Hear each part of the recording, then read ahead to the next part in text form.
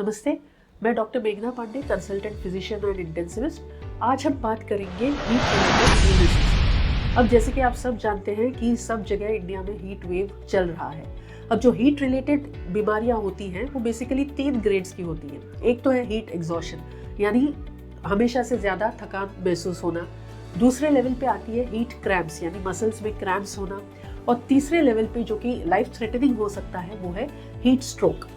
अब heat stroke तब होता है जब अपना बॉडी का अंदरूनी टेम्परेचर जो है वो 104 डिग्री फ़ारेनहाइट के ऊपर हो। अब हीट स्ट्रोक क्यों होता है? तो ये बेसिकली 2 टाइप का होता है। एक तो नॉन एक्सर्शनल, दूसरा है एक्सर्शनल हीट स्ट्रोक। अब जो नॉन एक्सर्शनल हीट स्ट्रोक होता है वो तब होता है कि आप हॉट ह्यूमिड वेदर को ज़्यादा देर एक्सपोज्ड हो, जैसे आप घूम रहे हो हॉट ह्यूमिड वेदर में। और एक्सर्शनल तब होता है जब ज़्यादा समय तक बहुत हैवी ड्यूटी एक्सरसाइज अगर आपको गर्मी में खड़े रह के करनी पड़े, जैसे मिलिट्री ट्रेनिंग हो या कोई गेम खेल रहे हो, तो वो एक्सर्शनल हीट स्ट्रोक होता है। अब हीट स्ट्रोक, ये याद रहे, मेडिकल इमरजेंसी है, क्योंकि अगर इसका समय पर इलाज नहीं हुआ तो इसका असर ब्रेन, हार्ट, किडनीज, मसल्स, इन सब पे होता है। अब हीट स्ट्रोक के लक्षण क्या होते हैं? एक तो सबसे पहले जो अंदरूनी टेम्परेचर है, कोर बॉडी टेम्परेचर है, वो मोर देन 104 डिग्रीज फ़ारेनहाइट होता है। दूसरी बात है हार्ट रेट बढ़ जाता है, सांस लेने की जो गति है वो बढ़ जाती है।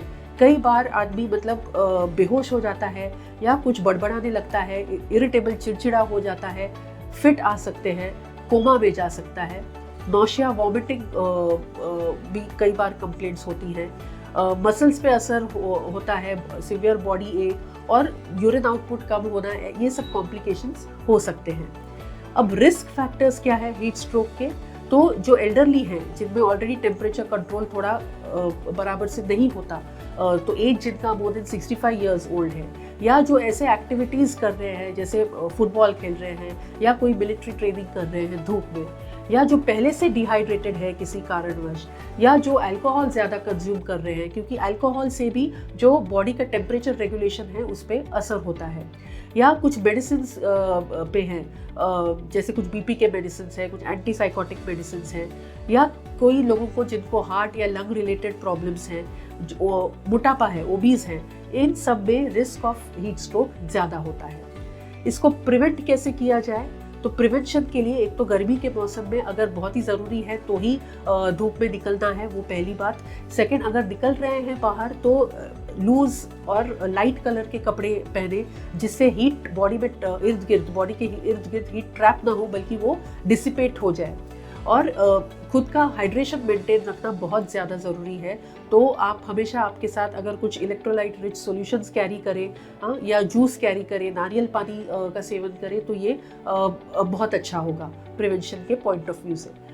ट्रीटमेंट, अगर किसी को हीट स्ट्रोक है तो उसका ट्रीटमेंट बेसिकली उसको पहले तो शेड में लेके जाए या कहीं अंदर धूप से दूर लेके जाए, फिर बॉडी को कूल करना है। अब कूल करने के लिए आप पंखा चला सकते हैं, साइड बाय साइड ठंडे पानी से कोल्ड स्पंजिंग कर सकते हैं, या आइस पैक्स रख सकते हैं, या पाइप से पानी बॉडी पे डाल सकते हैं।